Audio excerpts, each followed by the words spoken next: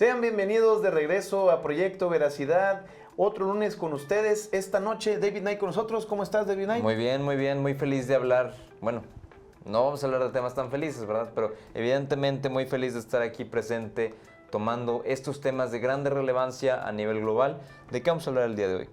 Pues vamos a hablar de las desventajas de vivir en Europa en este momento. Ok.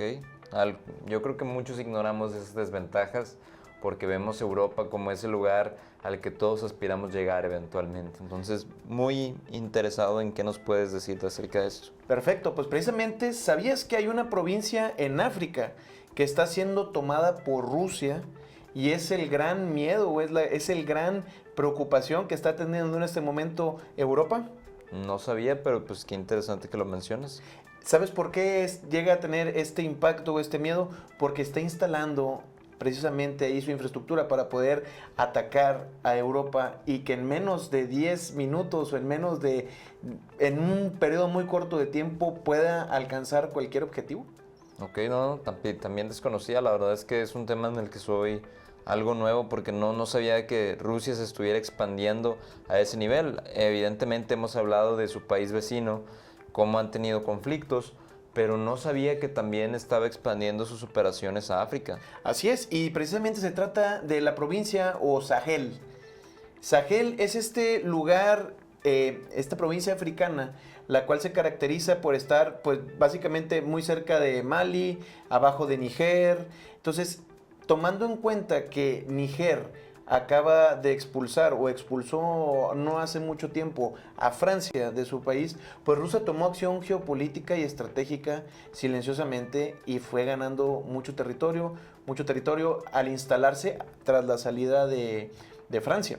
Lo cual para estos momentos es pues de imperativa preocupación para los países europeos, los cuales pues este escenario era nunca ni siquiera cercano para su pensamiento. Así es, pues yo la verdad considero que eso es un retroceso hasta cierto punto. Como bien menciona el Premio Nobel en Economía, Daron Acemoglu, realmente lo que no ha permitido que muchos de estos países crezcan es precisamente la colonización de la cual han dependido por otros países. Muchos países descendientes de la colonia francesa real y de la colonia del Reino Unido, incluso muchos países como India apenas están recuperando de todos estos años en los que no han podido desarrollarse autónomamente. Es algo de lo que aún muchos países africanos flaquean, es algo de los que muchos países africanos tienen este efecto que realmente no les permite crecer. Entonces es muy importante que pues aprendamos más de esto. ¿Qué más es de relevancia acerca de esta zona política? Claro, hace yo creo que más de 25 episodios presentamos uno en el que se exponía la salida de Francia, o sea, África libre o pidiendo libertad. Al parecer se estaban llevando a cabo las cosas de manera correcta. África estaba por fin pues quitando la corrupción que tenían dentro de sus mandos militares y por fin estaban haciendo algo pues por su territorio. Tenemos que comprender que África es un continente bastante amplio, demasiado grande y que no tienen un mando único, así que la autonomía que tiene cada una de sus provincias o micropaíses o países en este caso, pues es de cada uno de ellos y muy responsable. Pero ¿cuál es esta movida geopolítica y estratégica por la cual agarraron a Sahel como su ubicación clave? Número uno, al estar tan cerca de Malí y de Níger, como lo había mencionado, esto lo hace directamente proporcional a la... Bueno, tenemos que entender que Níger es uno de los productores número uno de uranio del mundo. Y pues bueno, se utiliza mucho ese uranio que sale ahí, es el que compran los países europeos para su armamento nuclear. Entonces, la presencia de Rusia dentro de ahí podría limitar pues el comercio del uranio como tal. Ahora, Sahel, pegado también a Mali, hablando de esto de oeste a este, Mali también es uno de los países con mayor riqueza mineral y muy en particular del oro. O sea, está estratégicamente en una posición donde puede extraer estas riquezas naturales que tienen estos dos países y al mismo tiempo vulnerabilizar la seguridad de Europa. Así es, pues Realmente con relación a esto yo pudiera complementar que también vemos un retroceso en el desarmamento.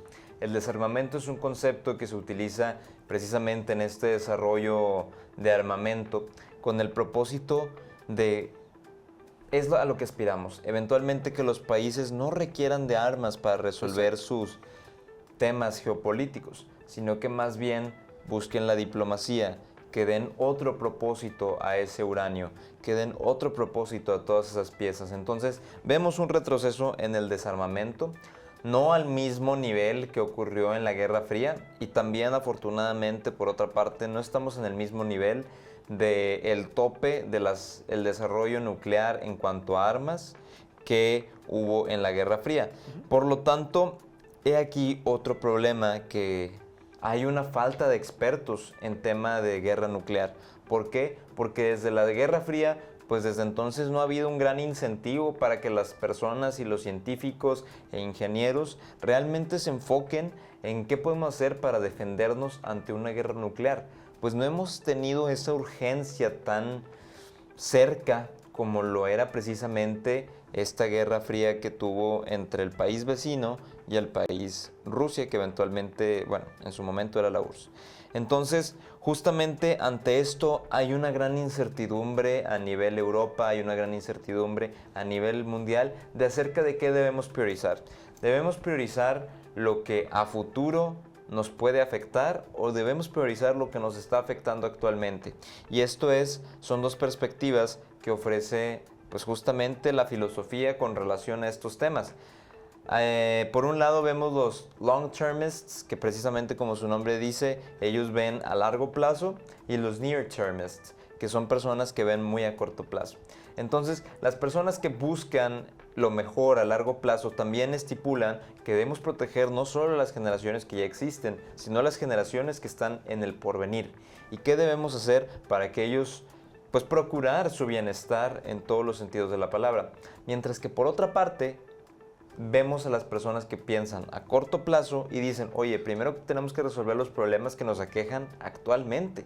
¿Y cuáles son esos problemas? Por ejemplo, con relación a África, esos problemas que sabemos, las enfermedades, la falta de alimento, la falta de agua potable, etcétera, etcétera, que aún no se han resuelto a pesar de que cada vez hay más innovación tecnológica.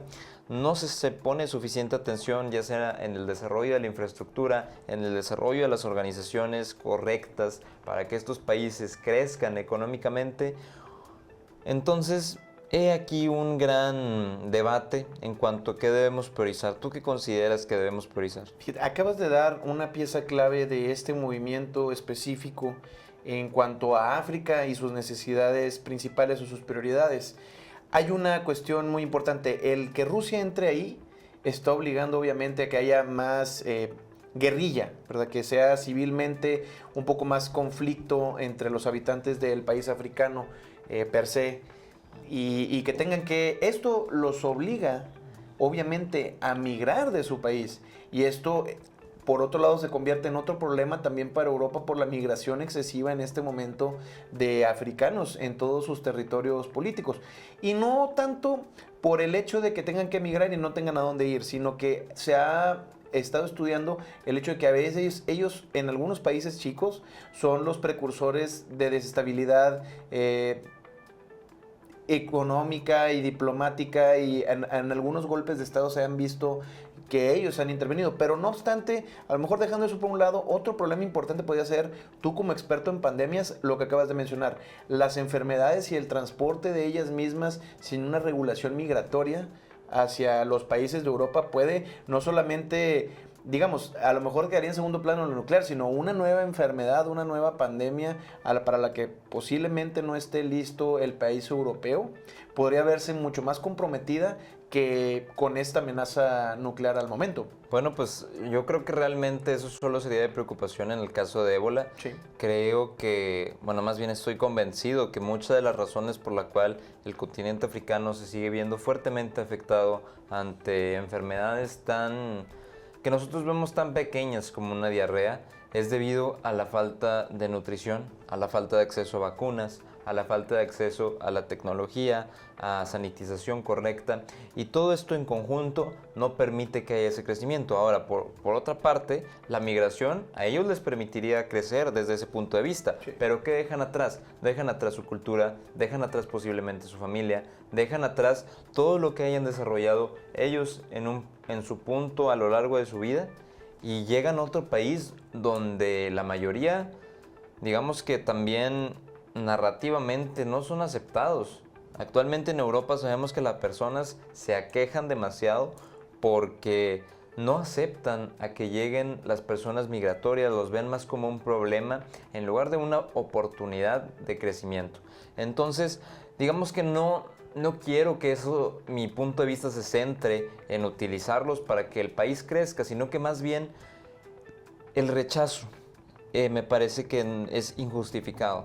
Todos somos humanos, todos tenemos un derecho humano universal a la migración, y es por eso que debemos utilizarlo a nuestro favor. Si en otros lugares se les puede ofrecer una condición mejor de vida, pues hay que aprovecharlo.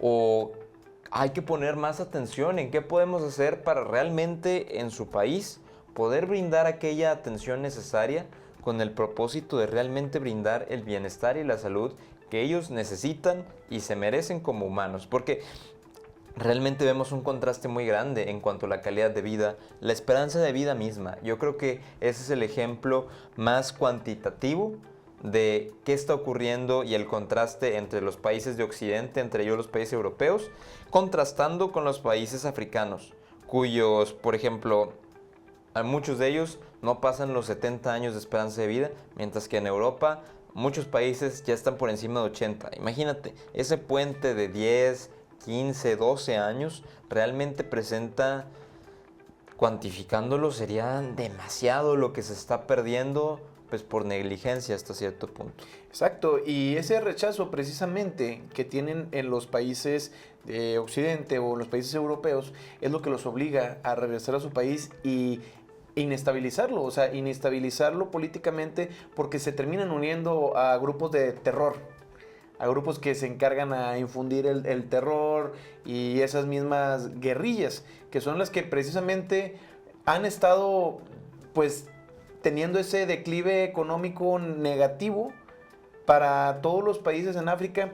No me quiero salir mucho del tema por lo que viene, pero ahorita mencionabas que había una segunda forma, o cuál sería otro propósito para ese uranio, que precisamente sería el de las plantas nucleares de Europa para, pues, impartir energía a sus territorios, que eso también se va a ver vulnerable o también se va a ver comprometido en este momento, ya que, pues, sí vemos que hay una... Yo difícilmente veo que vayan a hacerse para atrás Rusia, o sea, ojalá que haya una opción del diálogo, pero el tema es que ya se unieron también a un grupo de contratistas paramilitares llamado Wagner. Ese grupo usualmente fue, bueno, ese grupo fue el que en conjunto a África sacó a Francia de la jugada, pero ahora se trata de Wagner y Rusia dentro del país ruso. Perdón, dentro del continente, del territorio africano. Así que, pues, esa alianza, esa es la que precisamente está poniendo en jaque en este momento a Europa.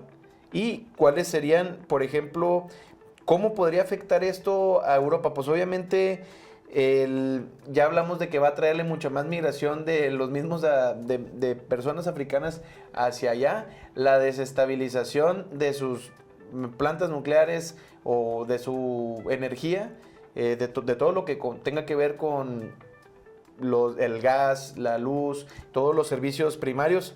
Pero esto no lo es todo, sino que ¿cuáles serían los parámetros o cuál sería un escenario posible en caso de un ataque nuclear? O sea, ¿a qué se estarían exponiendo los países europeos? ¿Estarán preparados?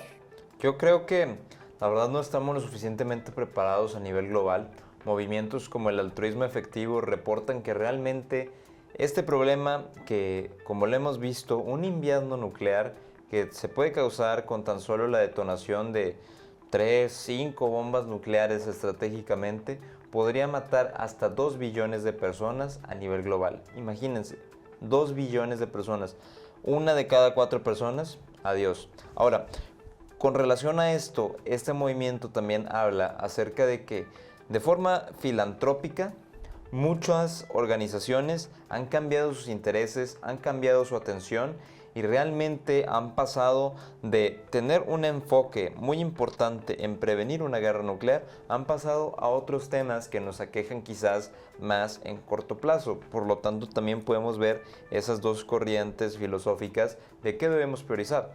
Ahora, con relación a esto, lo más importante es que tan solo a nivel global se están destinando aproximadamente al año 50 millones de dólares. Imagínense, la vida de posiblemente 2 billones de personas vale tan solo 50 millones a nivel filantrópico. Eso lo dejo para hacerlo reflexionar un poco más acerca de a dónde están destinando ciertas organizaciones sus recursos y con qué propósitos, para seguir pensando acerca de eso. Entonces, eso es lo más aquejante y lo más preocupante que yo considero que podía pasar en Europa, y en general todo el mundo se vería damnificado. Así es.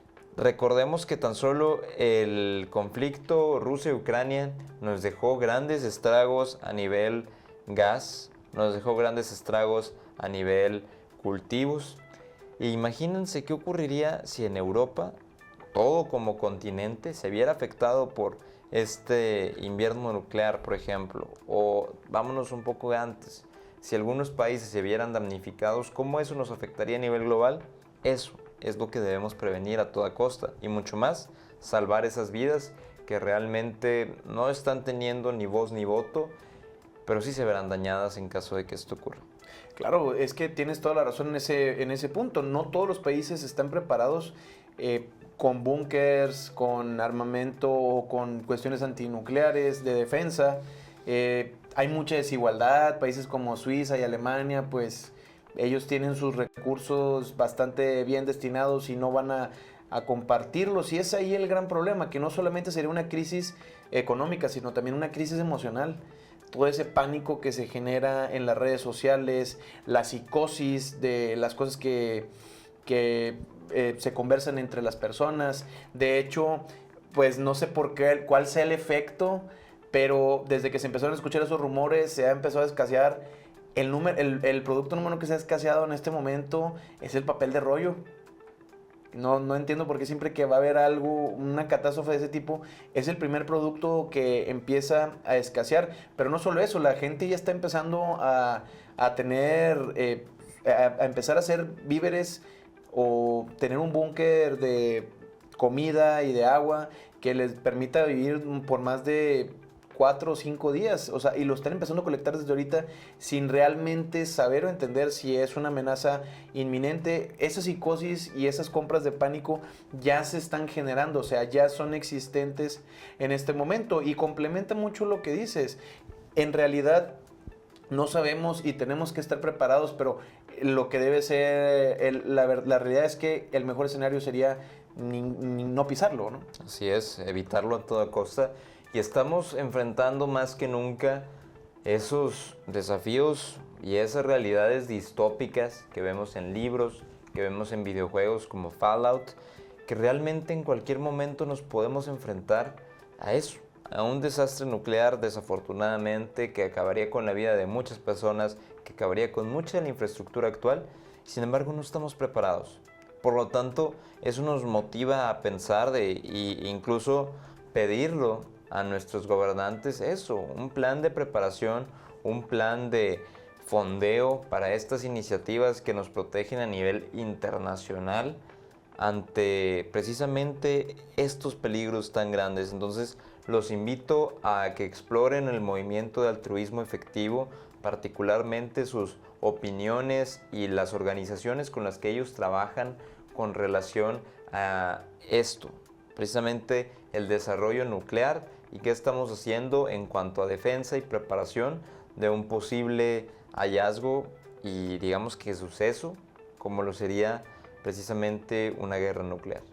Exacto, y yo creo que esa es la invitación, esa reflexión sin caer en alarmismo, pero sí, o sea, hay escenarios como en el que Europa, África y Rusia hacen un acuerdo en común y cesan esto, pero por otro lado también está iniciar una nueva guerra fría en África. Está también el escenario de una guerra cibernética, eléctrica y nuclear, que es de lo que podría darse mano Rusia en este momento. O sea, ese es el principal problema posible, pero también, por otro lado, es esa invitación a que todas las personas, poniendo su granito de arena mínimo, cultivándose. Sabemos que no somos quienes para poder detener un conflicto de tan grande magnitud, pero sí podemos irnos preparando poco a poco. O ser parte de un movimiento más grande. O sea, al final del día, unirnos a una fuerza de personas donde estén abogando realmente por una defensa, por salvaguardar nuestros derechos, es parte de la democracia a la que todos somos parte, es parte de justamente nuestro potencial como personas de realmente hacer el cambio. Entonces, no hay que cerrarnos solamente a la idea de cómo está pasando al otro lado del mundo, no podemos tener una opinión y no podemos ser parte de evitarlo, sino que realmente investigar, hacer nuestras propias ideas, nuestras propias conclusiones, intentar buscar ambos lados de la moneda sin radicalizarnos y realmente poner nuestro granito de arena. Como bien mencionas, hay personas en este mismo movimiento que les menciono, el altruismo efectivo, que año tras año donan el 10, el 20% a diferentes organizaciones con diferentes propósitos de todos sus ingresos, solamente para asegurarse de que todos estemos buscando pisar una situación más pareja a nivel global. Es decir, realmente poder tener esa diversidad e inclusión que como a nivel global pues buscamos. Es evidente que todos somos diferentes y que a todos los países acontecen diferentes problemáticas. Sin embargo, sí hay una línea muy delgada entre la acción y precisamente ser un espectador más. Entonces, justo los invito a que hagamos más investigación con relación a estos temas y si podemos aportar de cualquier forma, lo hagamos desinteresadamente, porque así es como vale más. Claro que sí, completamente de acuerdo, y pues esto nos lleva a invitar sobre todo a los gobiernos a saber si ya están preparados y si nosotros en lo individual, como lo mencionas tú, también nos podemos ir preparando. Qué mejor, yo considero esa información que no todos los días se ve en medios de comunicación, no todos los días está en emergente, o sea, no es algo que todos los días esté pasando, por eso lo consideramos muy importante para traerlo aquí con ustedes y que puedan entender. Hemos estado hablando de ya más de 365 días del conflicto Ucrania-Rusia y ya vemos que ya pues está teniendo un escalar hacia la baja, no ha terminado por completo, quizás estamos más pronto de terminarlo, pero vemos que no es el único conflicto de interés en el que tenemos que estar en el conocimiento completo de cómo se está llevando a cabo y cuáles serían los desenlaces o los posibles escenarios. Como lo menciona bien David Knight, hay que estar también muy a la vanguardia de cómo poder contribuir con ese altruismo efectivo y que no solamente se quede siempre se ha dicho que un pensamiento sin fecha simplemente es una fantasía. Entonces, que no quede en fantasía ese ideal que podemos tener en pro de ayudar y en pro de dejar esta semilla y que pueda germinar en pro del orden y el progreso correcto principalmente en nosotros mismos y luego en nuestra comunidad y por qué no en nuestro país o en carácter internacional. Así es, pues bueno. ¿Te gustaría hacer alguna otra conclusión, Humberto, además de todo esto que ya hemos mencionado de este tema?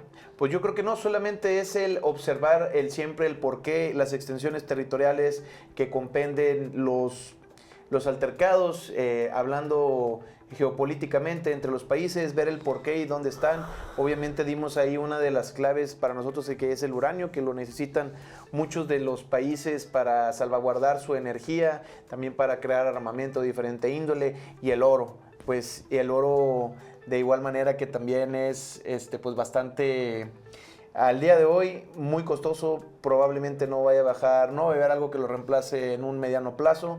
¿Por qué es tan importante el oro? Vamos a traer un programa especial para explicárselos. De hecho, ¿sabías tú, David Knight, que es un recurso finito? Sí, claro, pues eso es precisamente lo que le da su valor. El hecho de que haya una reserva máxima que hay una cantidad definida de esto es lo máximo que va a haber, pues precisamente es lo que le da la exclusividad que tiene y el valor tan grande que ha adquirido a lo largo del tiempo. Ahora, imagínate que pudiéramos colisionar o hacer explotar un meteorito o un asteroide que no nos pudiera proveer más oro. Bueno, eso sería bastante interesante y es algo de lo que podemos platicar en el próximo capítulo. ¿Y quiénes son los que actualmente poseen las mayores cantidades de oro en el mundo? Y todo eso, quédense picados para nuestro siguiente programa, el cual pues vamos a preparar y vamos a ver qué tiene que ver el oro en el día de hoy y cómo es este recurso pues finito, tan deseado, tan codiciado y que pues no, al parecer, por más que avance el tiempo, no pierde su valor, sino lo incrementa. Así es. Esperemos que hayan disfrutado de nuestro programa el día de hoy. Déjenos sus comentarios. Si les gustó este programa, déjenos su like y aparte pongan un pulgar hacia arriba en cualquiera de las plataformas en las que nos estén sintonizando. Compartan este video con sus seres queridos, sus familiares. Y si no les gustó, mándenselo a su enemigo, pero compártanlo, ¿no, David? Así es, todo nos ayuda a crecer eventualmente, entonces, así es. Bueno, yo, ahora que lo dices, no se lo compartiría a mi enemigo porque lo armaría con mucho conocimiento de valor. Pero bueno, ustedes como quieran, compártanlo. Muchas gracias por acompañarnos otro día más. Realmente nos esforzamos mucho en traerles este contenido, pues, que a nosotros nos parece importante, nos parece interesante y deseamos que para ustedes también sea así, porque esto nos va a armar con una opinión, independientemente de si estamos o si podemos impactar en mayor o menor medida. Si nos vamos a lo más fundamental, y además de esto quiero hacer una recomendación después, si nos vamos a lo más fundamental, por lo menos ya tenemos un tema de conversación para aquellas personas que nos interesan.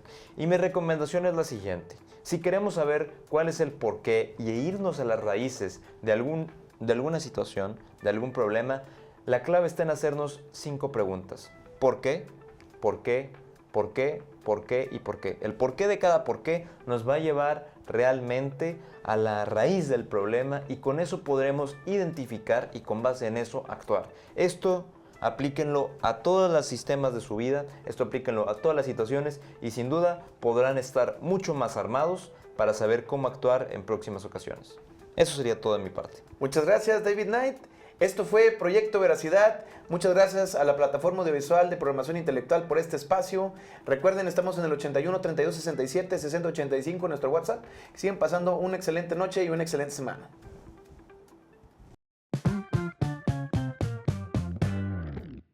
Somos La Viviana. Restaurante bar, con la mejor barra de bebidas y un excelente ambiente. Ven y disfruta de música en vivo, eventos nocturnos y buena compañía. Tenemos una gran variedad de platillos. Desde mariscos, ensaladas y deliciosos cortes de carne. Visítanos en Modesto Arreola 209 en el centro de Monterrey. En Terranova 112 Colonia Vista Hermosa. Y en Garza Sada 400 Colonia Alta Vista. Abierto de lunes a sábado de 1 de la tarde a 1 de la mañana. Conoce y reserva nuestras áreas privadas para tus eventos.